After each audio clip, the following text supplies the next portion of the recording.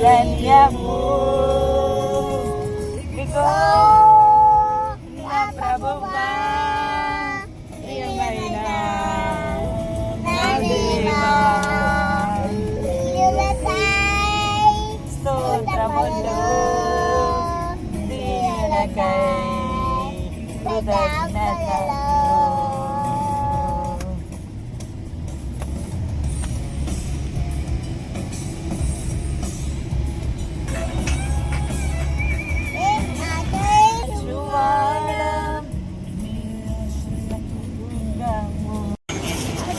కాబట్టి నీ నా పాపలన్నింటినీ ఆయన మీద మోసుకున్నవాడు అంటున్నాడు. ఆయన కల్వరి శిలువలో ఎక్కడికి వచ్చానా తన శరీరాన్నంతటినీ నలగొట్టుకున్నవాడు అంటున్నాడు. ఎక్కడికి వచ్చానా చివరికి నీరు తగ్గించుకుని నీకు నాకు ఎవరైతే యేసు క్రీస్తును మాత్రమే నమ్మకరించుతారో వారు మాత్రమే రక్షించబడతారు. ఎందుకు అనంటే ప్రభు అయిన యేసు క్రీస్తు ఒక్కడే ఆయన మార్గం అయి ఉన్నాడు, ఆయన ఒక్కడే సత్యం అయి ఉన్నాడు, ఆయన ఒక్కడే జీవం అయి ఉన్నాడు. ఆయన తప్ప మరొక మార్గము లేదు, ఆయన తప్ప మరొక సత్యము లేదు, ఆయన తప్ప మరొక జీవము లేదు. ఆయన ఒక్కడే మార్గం అయి ఉన్నాడు. ఆయన దేనికి మార్గం అయి ఉన్నాడు అంటే మానవులందరూ మరణించిన తర్వాత ఆయన పరలోక రాజ్యానికి చేరడానికి ప్రభు అయిన యేసు క్రీస్తు ఒక్కడే మార్గం అయి ఉన్నాడు. ఆ మార్గం ద్వారా మాత్రమే మానవులు మరణించిన తర్వాత పరలోక రాజ్యానికి చేరుకుంటారు. కానీ మరి దేని ద్వారా కూడా పరలోక రాజ్యానికి చేరుకోరు. పరలోక రాజ్యం కావాలంటే ప్రభు అయిన యేసు క్రీస్తు ఆయన ఒక్కడే మార్గం అయి ఉన్నాడు, ఆయన ఒక్కడే మార్గం అయి ఉన్నాడు, ఆయన ఒక్కడే మార్గం అయి ఉన్నాడు, ఆయన ఒక్కడే సత్యం అయి ఉన్నాడు, ఆయన ఒక్కడే రక్షకుడు అయి ఉన్నాడు, ఆయన ఒక్కడే నిజమైన దేవుడు అయి ఉన్నాడు, ఆయన ఒక్కడే ఈ యొక్క ప్రపంచానికి జీవమును, ఆయన ఒక్కడే ఈ యొక్క ప్రపంచానికి పునరుత్థానమునై ఉన్నాడు. ఆయన యొక్క విశ్వాసం ఉంచిన వాడు మాత్రమే రక్షించబడతాడు. ఆయన యొక్క విశ్వాసం ఉంచిన వాడు మాత్రమే ఆ యొక్క నరకం నుండి తప్పించబడి ఆ యొక్క పరలోక రాజ్యానికి చేరుతాడు. కనుక ఆ యొక్క పరలోక రాజ్య సువార్త ఈరోజు మీ మధ్యలో ఉన్నది. ఆ యొక్క రాజ్య సువార్త ఈరోజు మీ మధ్యలో ఉన్నది. ఈ లోకము నశించిపోయే లోకము, ఈ లోకము పాపంలో ఉండే శక్యమైన సంతోషం, చెప్పనాశక్యమైన సంతోషం.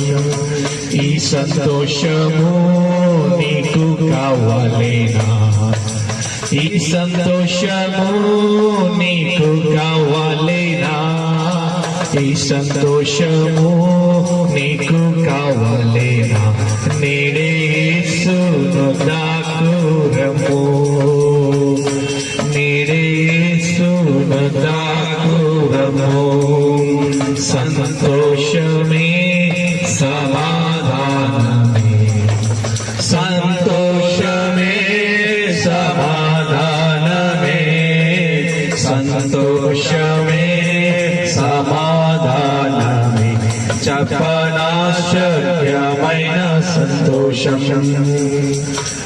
ఆ యొక్క ప్రేమ సందేశము మనకు ఏం తెలియజేస్తుంది అని అంటే మనల్ని ప్రేమించిన ప్రభు అయిన యేసు క్రీస్తు అనే ఆ యొక్క రక్షకుడు మన యొక్క పాపముల కొరకు ఆయన సిలువలో మరణించాడు అని ఆ యొక్క శుభవార్తను మనకు తెలియజేస్తుంది. మనము గనక పొద్దున్నే లేచినప్పుడు మనము ఎన్టీవీ పెడితే మనకి దుర్వార్తలు కనపడతాయి. అదే గనక మనము టీవీ లైన్ పెడితే మనకి దుర్వార్తలు వినపడతాయి. మనము ఏ పేపర్ చదివినా మనకి దుర్వార్తలే మనకు కనపడతాయి. ఎందుకు అంటే ఈ లోకం అంతా కూడా దుర్వార్తలతోనే నిండిపోయి ఉంది. కానీ కేవలం ఈ లోకంలో ఒకే ఒక శుభవార్త ఉంది. ఆ శుభవార్త ప్రభు అయిన యేసు క్రీస్తుని గురించిన శుభవార్త అయి ఉన్నది. కనుక ప్రభు అయిన యేసు క్రీస్తుని గురించిన శుభవార్త ఏంటి అని అంటే ఈ లోకంలో ఉన్న మానవాళి యొక్క పాపముల నిమిత్తము ప్రభు అయిన యేసు క్రీస్తు ఈ లోకంలో రక్తము చిందించి ఆయన మనందరి యొక్క పాపముల కొరకు ఆయన మరణించారు. ప్రభు అయిన యేసు క్రీస్తు ఆయన శిలువలో ఎందుకు మరణించారు అని అంటే ఆయన మానవులందరినీ ఎంతగానో ప్రేమించి మానవులందరి యొక్క పాపముల నిమిత్తము ప్రభు అయిన యేసు క్రీస్తు ఆయన శిలువలో మరణించారు. ఈ లోక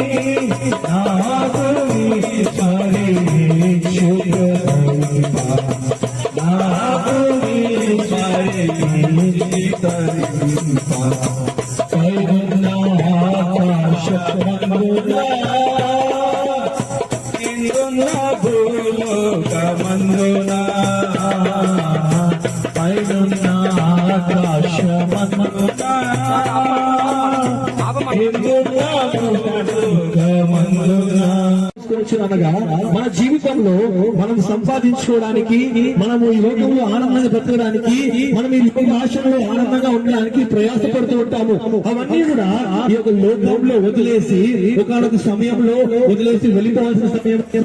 నువ్వు అనుకుంటున్నావేమో నువ్వు ఎంతగానో ప్రేమించి కుటుంబము నీ దగ్గరకు వస్తుందేమో చనిపోయిన తర్వాత, నువ్వు ఎంతగానో అనుకుంటున్నావేమో నువ్వు ఎంతగానో కష్టపడిన తర్వాత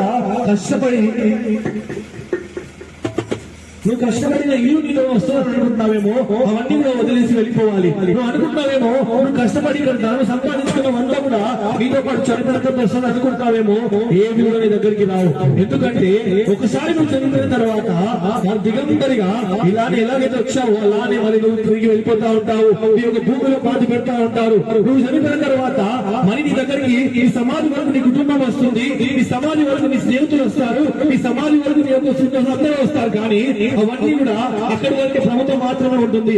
తర్వాత చనిపోయిన తర్వాత నువ్వు తిరిగి పరలోక రాజ్యానికి నరకానికి 2 మార్గాలు మాత్రమే ఉంటాయి. ఈ లోకంలో యేసు ప్రభు అనే వ్యక్తి ఉన్నాడు. ఆయన 2000 సంవత్సరాల క్రితము నీ కొరకు, నా కొరకు, కుటుంబాలందరి కొరకు రక్తము చిందించడానికి, మనందరినీ పాపం నుంచి విడిపించడానికి ఈ లోకానికి వచ్చాడు. ఈ లోకానికి వచ్చి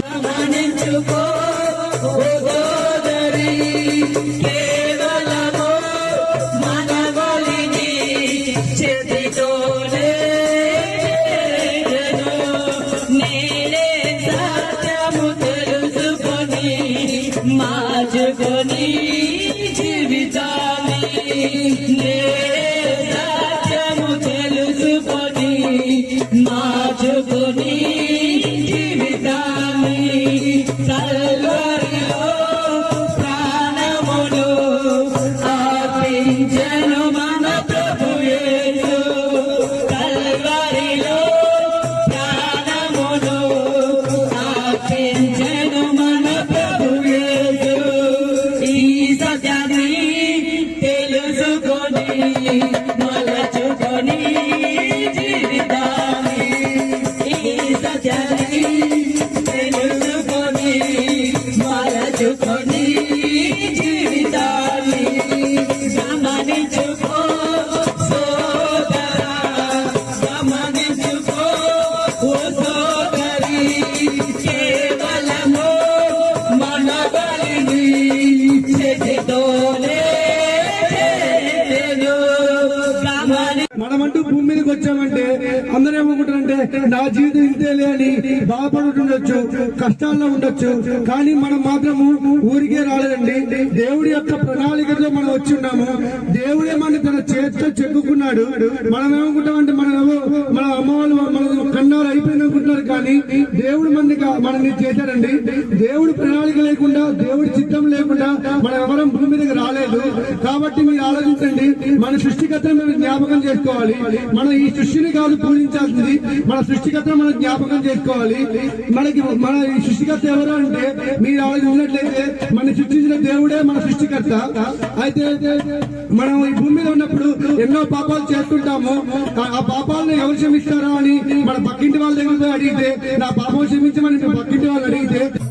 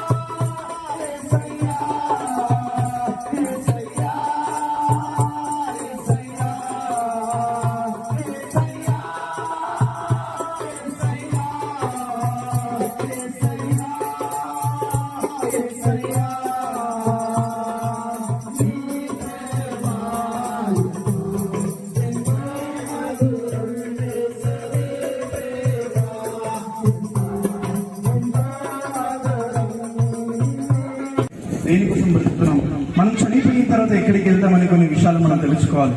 నిజమే కదా, మట్టిలో నుంచి పుట్టాం, మళ్ళీ తిరిగి మట్టిలోనికి వెళ్తాం. అవును కదా, మన్ను అనేది మనలోనే వెళ్ళిపోతుంది. కావున ప్రభువైన యేసుక్రీస్తు ఏం చెప్తున్నాడంటే, ఆయన 2000 సంవత్సరాల క్రితం మీ భూలోకానికి వచ్చినాడు.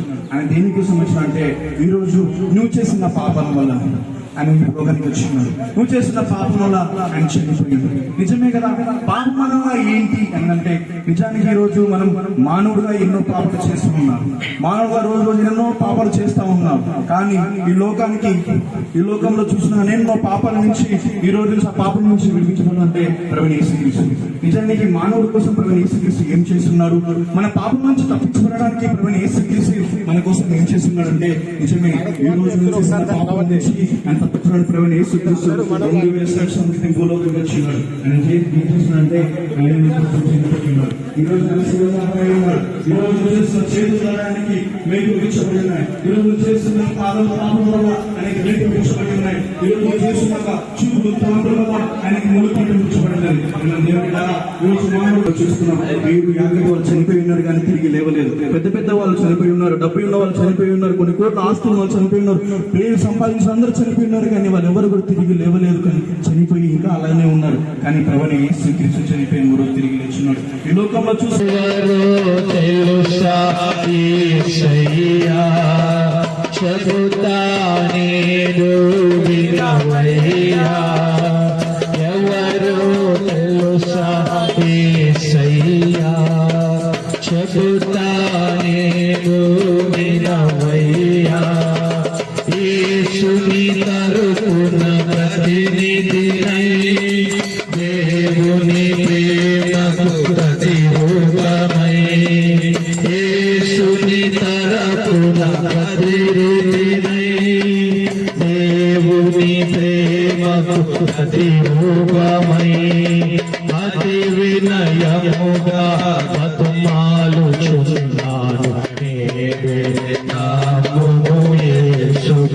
ప్రశాంత్ అతి వినయముగా బతిమాలుచున్నాను. యేసు ప్రభు. మంది పాపం పోవాలంటే కోళ్లను మేకల ద్వారానో రక్తం చిందిస్తారు. దానివల్ల పాపం పోదు. పాపం పోవాలంటే పరిశుద్ధుడైన దేవుడే ఈ లోకానికి వచ్చి రక్తం చిందించాలి. ఆ దేవుడే ప్రభువైన యేసుక్రీస్తు. చూడండి, మనం ఉదయాన్నే లేచి ఒక ప్రార్థన చేస్తూ ఉంటాం. ఆ ప్రార్థన ఏంటంటే, అసతోమ సత్యమయ్య, తమసోమ జ్యోతిర్గమయ్య, మృతోత్మ అమృతాంజమయ్య. దీని అర్థం ఏంటంటే, ఓ దేవాది దేవుడా, నేను అసత్యంలో ఉన్నాను, నన్ను సత్యంలోకి నడిపించు. ఓ దేవాది దేవుడా, నేను చీకట్లో ఉన్నాను, నన్ను వెలుగులోకి నడిపించు. ఓ దేవాది దేవుడా, నేను మృత్యువుతో పోరాడుతున్నాను, నన్ను సత్యంలోకి నడిపించు. ఈ ప్రార్థన అన్నిటికీ జవాబిచ్చిన వాడే ప్రభువైన యేసుక్రీస్తు. ఆయన లోకానికి వచ్చి నేనే మార్గము, నేనే జీవము, నేనే సత్యం అని చెప్పాడు. ఈ ప్రపంచంలో దేవుడి లోకానికి వస్తే నేనే అని చెప్పాలి. ఆ చెప్పినటువంటి వాడు ప్రభువైన యేసుక్రీస్తు ఒక్కడే. చూడండి, మానవుడు ఈ లోకాన్ని ఎందుకు బతుకుతున్నాడు? మానవుడి యొక్క జీవితం అర్థం ఏంటి? మానవుడి లోకంలో పుట్టడం, బతకడం, చనిపోవడమేనా? చనిపోయిన తర్వాత జీవితం ఉంది. ఆ జీవితం ఇచ్చేవాడే ప్రభువైన యేసుక్రీస్తు. చూడండి, పొందయ్యా దేవాది దేవుడు యేసయ్యా, మానవ జన్మగ వచ్చాడయ్యా. దేవాది దేవుడు యేసయ్యా, మానవ జన్మగ వచ్చాడయ్యా. మరణించాడు, మరి లేచాడు, ఈ నా పాప విమోచనకై. మరణించాడు, మరి లేచాడు, నీ నా పాప విమోచనకై. ఎందరైతే ఈ నా మాటలు వింటున్నారో మీ అందరికీ ఒక గొప్ప శుభవార్త. ఏంటి ఆ శుభవార్త అంటే, యేసుక్రీస్తుని కూర్చున్న శుభవార్త. ప్రభువైన యేసుక్రీస్తుని కూర్చున్న శుభవార్తను మీ మధ్యకి తీసుకొచ్చి ఉన్నాం. ఏంటి ఆ శుభవార్త అంటే, వ్యక్తులను కూర్చున్న సత్య సువార్తను కూర్చున్న గొప్ప శుభవార్తను మేము తీసుకొచ్చి ఉన్నాం. ఈ లోకంలో ఏదో శాశ్వతం కాదండి. మీరు చూస్తుంటే ప్రతి ఒక్కటి ఏ అంశం కూడా శాశ్వతమైంది కాదు. మీరు ఏదో ఒక రోజు ఈ యొక్క భూమి నుంచి, ఒక లోకంలో నుంచి మీరు వెళ్ళిపోక తప్పదు. అంటే ఈ యొక్క భూమి నుంచి మీరు ఖచ్చితంగా వెళ్ళిపోక తప్పదు. శాశ్వతమైంది కాదు. మీరు ఈ యొక్క భూమిలో నుంచి మీరు వెళ్ళిపోక తప్పదు. నిజంగా చెప్పాలి అంటే మీరు ఏదో ఒక రోజు చనిపోక తప్పదు. అయితే ఆ రోజు రాకముందే యేసుక్రీస్తు నువ్వు తెలుసుకోవాలని ఎంతగానో ఆశపడుతూ ఉన్నారు. ప్రభువైన యేసుక్రీస్తు వారు 2000 సంవత్సరాల క్రితం ఈ యొక్క లోకానికి వచ్చి ఉన్నారు. ఆయన కల్వరిలో మన పాపాల కోసం మన కోసం ఆయన చనిపోయి ఉన్నాడు. 2 చేతులు చాపి ఆయన కల్వరిలో చనిపోయి ఉన్నాడు. ఆయన పొందిన దెబ్బల చేత మనకి స్వస్థత విడుదల కలుగుచున్నది. ప్రభువైన యేసుక్రీస్తు మాత్రమే మన పాపములను మన శాపములన్నింటినీ కూడా ఆయన రక్తంలో కడగలడు. ప్రభువైన యేసుక్రీస్తు ఆయన మాత్రమే నిజమైన దేవుడై ఉన్నాడు. అయితే ఆయన చెప్తున్నాడు కదా, నేనే మార్గము, నేనే సత్యము, నేనే జీవము అని చెప్పేసి చెప్తున్నాడు. దేనికి మార్గము అంటే పరలోక రాజ్యానికి, అంటే స్వర్గానికి ఆయన మార్గమై ఉన్నాడు, జీవమై ఉన్నాడు, సత్యమై ఉన్నాడు. నీవు ఎప్పుడైతే ప్రభువైన యేసుక్రీస్తుని తెలుసుకొని ఆయన నిజమైన దేవుడు అంగీకరించినప్పుడు ఆ యొక్క పరలోక రాజ్యంలో, ఆ యొక్క స్వర్గంలో, ఆ యొక్క మోక్ష రాజ్యంలో నీకంటే ఒక స్థానాన్ని ఆయన ఏర్పరుస్తాడు. యేసు ప్రభువే నిజమైన దేవుడు. ఈ మాటలు దేవుడు దీవించుకుంటాడు.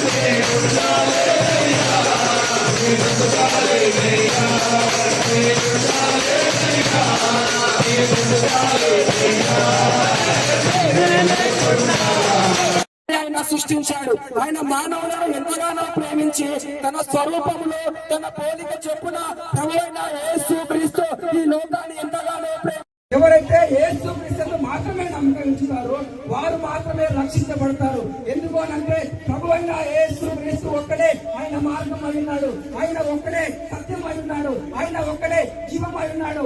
ఆయన తప్ప మరొక మార్గము లేదు, ఆయన తప్ప మరొక సత్యము లేదు, ఆయన తప్ప మరొక జీవము లేదు.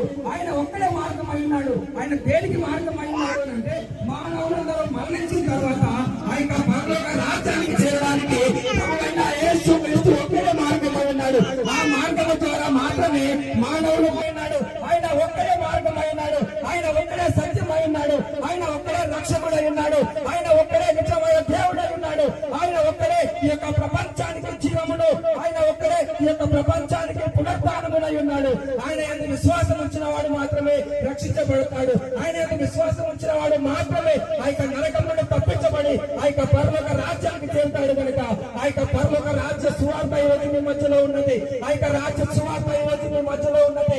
ఈ లోకము నశించిపోయే లోకము, ఈ లోకము పాపంలో ఉండే అంటే ప్రతి మానవుడు కూడా పాపము చేయడం కారణంగా ఈ లోకంలో మానవులపైకి మరణం వచ్చింది. ఆ యొక్క మరణం కారణంగా ప్రతి మానవుడు కూడా చనిపోతున్నాడు. చనిపోయిన తర్వాత ఆ యొక్క పాపము కారణంగా వచ్చిన మరణము వలన ప్రతి మానవుడు కూడా నరకానికి వెళ్తున్నాడు. ఆ యొక్క పాపము నుండి, ఆ యొక్క మరణము నుండి, ఆ యొక్క నరకము నుండి తప్పించడానికి ప్రభువైన యేసుక్రీస్తు అనే ఆ యొక్క నిజమైన దేవుడు, ప్రభువైన యేసుక్రీస్తు అనే ఆ యొక్క ఒకే ఒక్క దేవుడు, ప్రభువైన యేసుక్రీస్తు అనే ఆ యొక్క ఒకే ఒక్క రక్షకుడు ఈ లోకంలో మానవులందరినీ తప్పించి ఆయన మానవుడితో జన్మించి మనందరి యొక్క పాపముల కొరకు ఆయన శిలువలో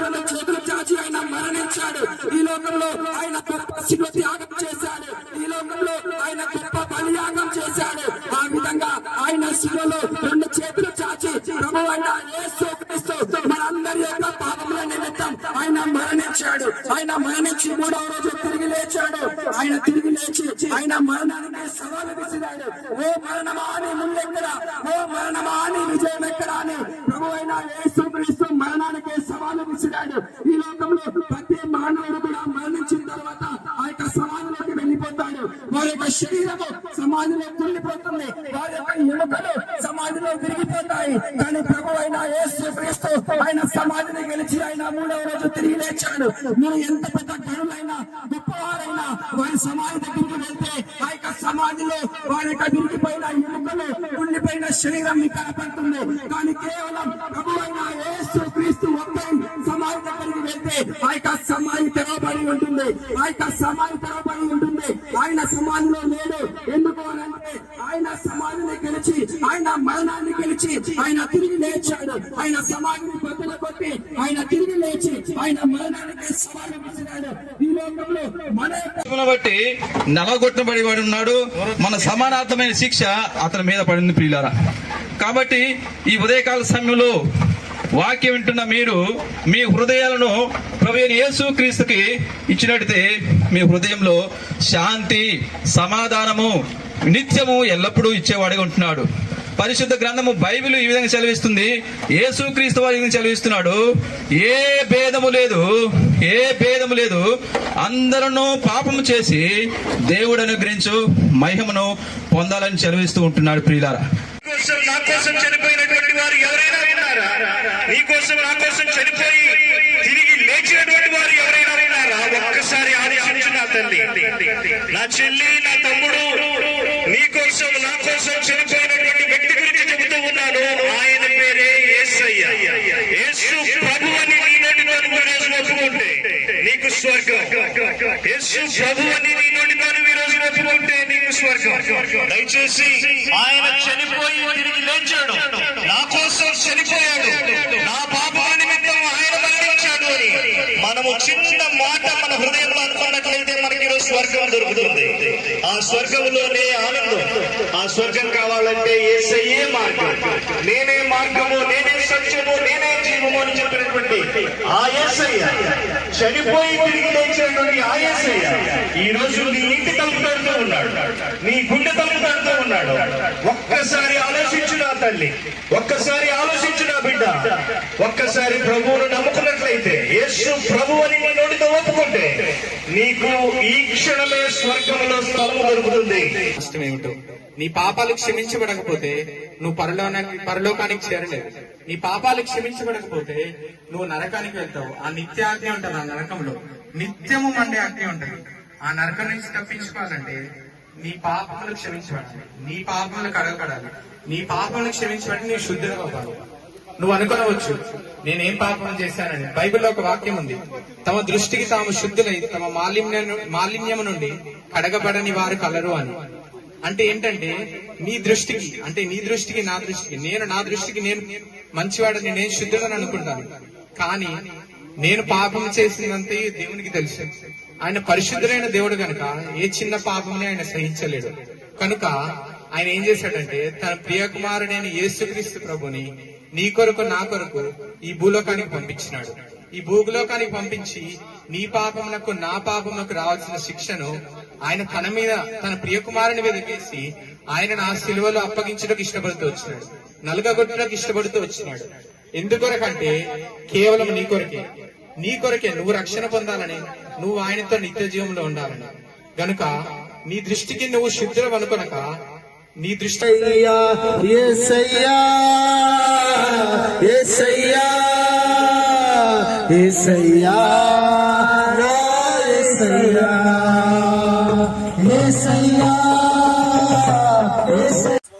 ఈ రోజు ఒక విషయం చెప్పడానికి వచ్చినాం. ఏదంటే ఈ రోజు లోకంలో మనం ఎన్నో పాపాలు చేస్తున్నాం. ఈ పాపం నుంచి విడుదల పొందాలంటే ప్రభువైన యేసుక్రీస్తు మార్గం. ఆయన ఏమంటున్నాడంటే నమ్మి విశ్వసించు బాప్తిసం పొందిన వాడు పరలోక రాజ్యాన్ని చేరుతానంటున్నాడు.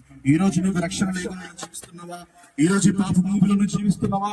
ఈ పాపం నుంచి విడిపించడానికి ఆయన ఒక ఆయన కోసం వచ్చిండు. ఆయన పేరే ప్రభువైన యేసుక్రీస్తు. ఏమి చెప్తున్నాడంటే నేనే సత్యము, నేనే జీవము, నేనే మార్గము అన్నాడు. ఆయన దేనికి మార్గమై ఉన్నాడంటే పరలోక రక్షణ మార్గం అన్నాడు. ఈ రోజు ఈ కుటుంబం నెమ్మది సమాధానం శాంతి లేకుండా ఉన్నాము మేము. ఈ రోజు శాంతి సమాధానం కావాలంటే ప్రభుత్వ దగ్గరికి రా ఏం చెప్తున్నారంటే మీరు నెమ్మది సమాధానం శాంతితో ఉన్నాను నమ్మండి అని ప్రభుత్వ చెప్తున్నాడు. నమ్మకం సమయం లేదు త్వరగా రాబోతున్నాడు కనుక నమ్మితే మోక్ష మార్గం వెళ్తే చెప్తున్నాడు.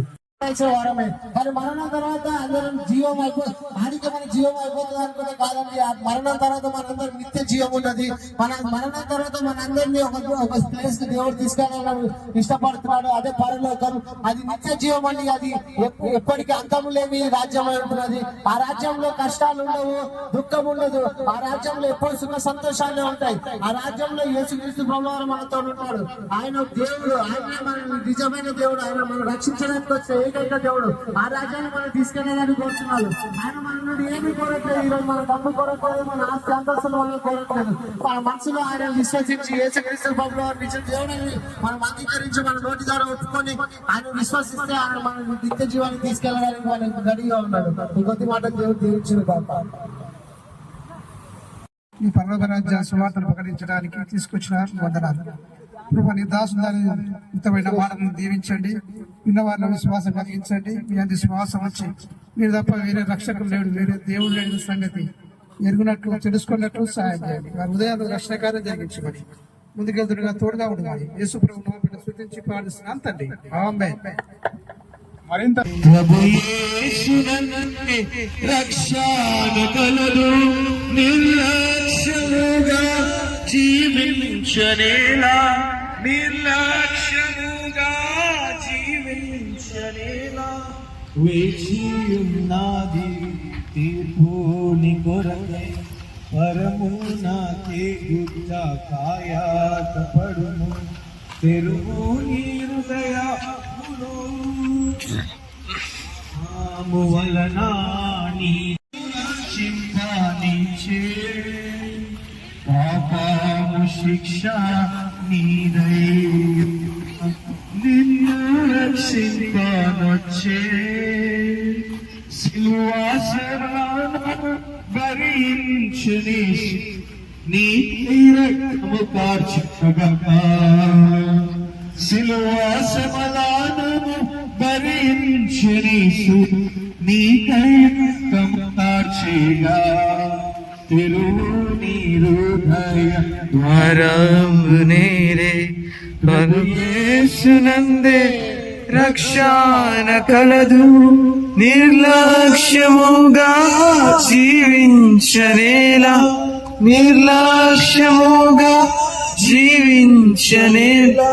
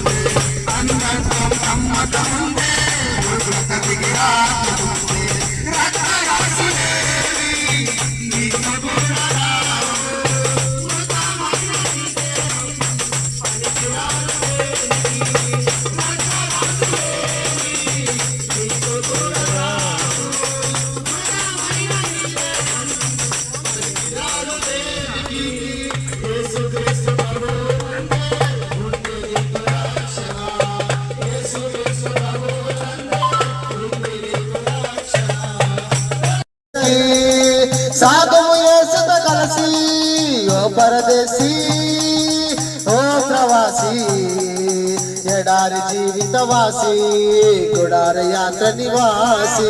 స్వల్పకాల భోగముల కొరకు ఆరాటం ఇంకెంత వరకు, అల్పకాల ఈ సుఖముల కొరకు ఆశలు ఇంకెంత వరకు. స్వల్పకాల భోగముల కొరకు ఆరాటం ఇంకెంత వరకు. వనరా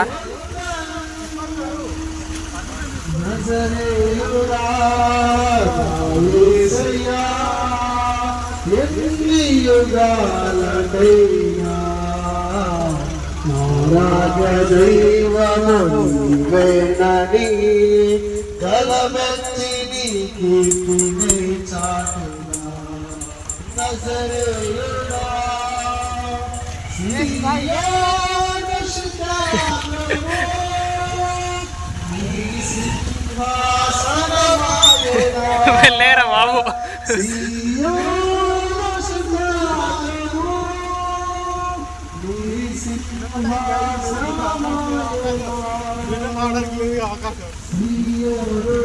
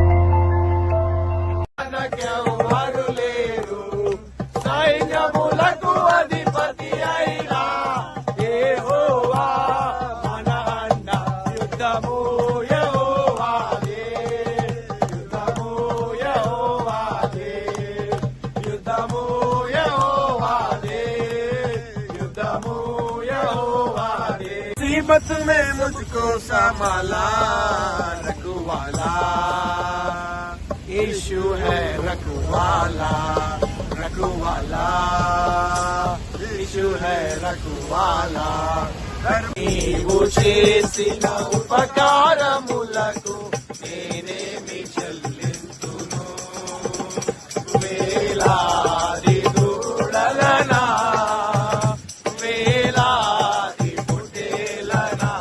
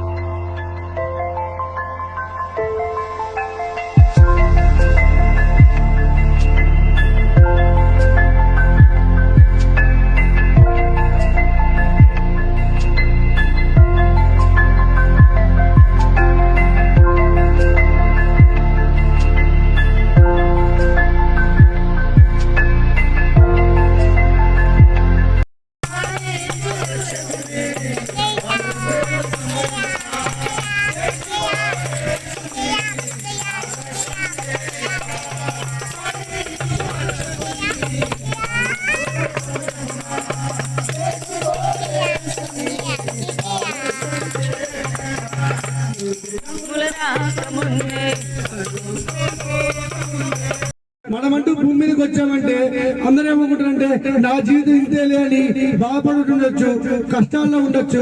కానీ మనం మాత్రము ఊరికే రాలేదండి. దేవుడి యొక్క ప్రణాళికతో మనం వచ్చి ఉన్నాము.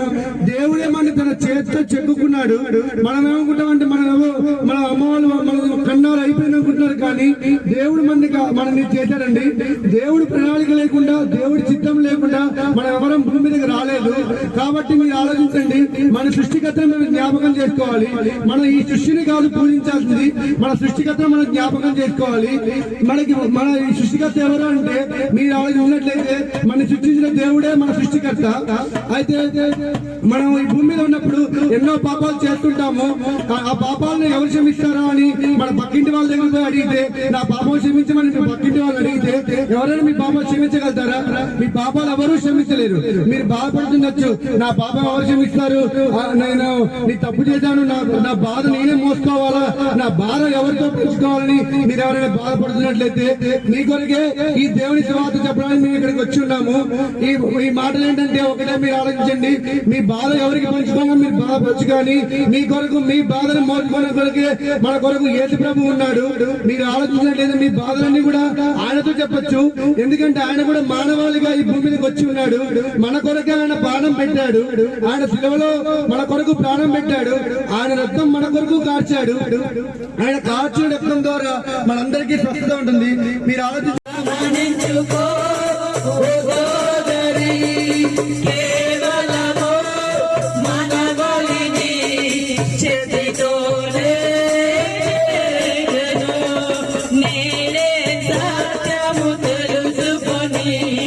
మార్చుకొని జీవితాన్ని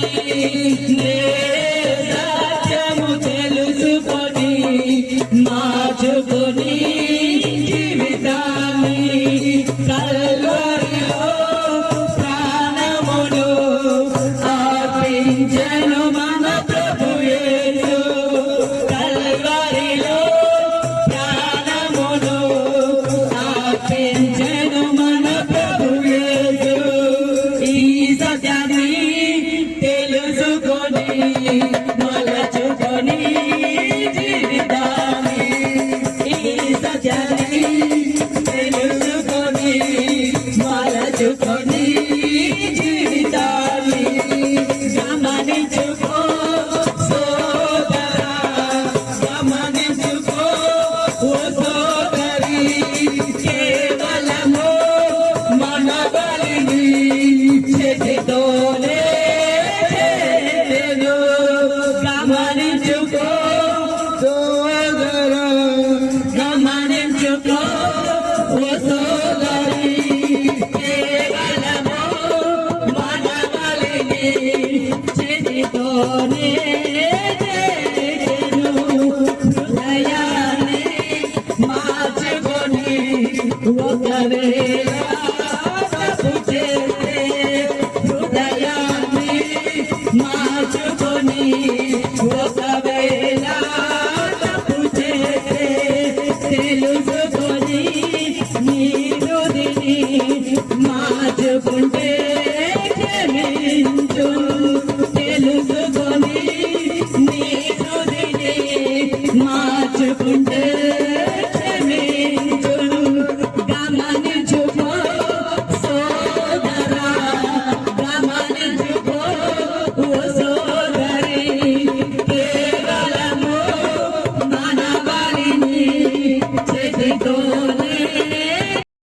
ఆలోచించారా? మన ఎవరు తయారు చేశారని ఎవరైనా ఆలోచించారా? మనమంటూ భూమి మీదకి వచ్చామంటే అందరూ ఏమనుకుంటారంటే నా జీవితం ఇంతేనే అని బాధపడుతుండొచ్చు, కష్టాల్లో ఉండొచ్చు.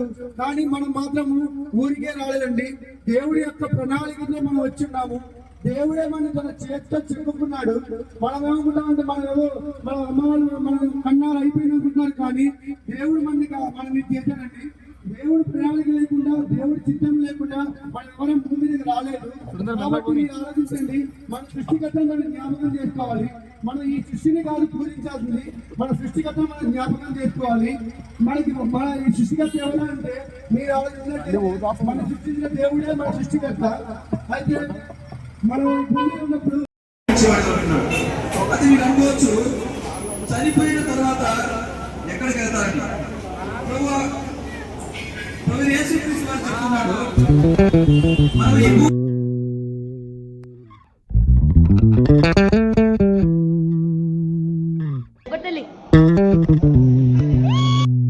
ఈ చూడాలి చూడాలి.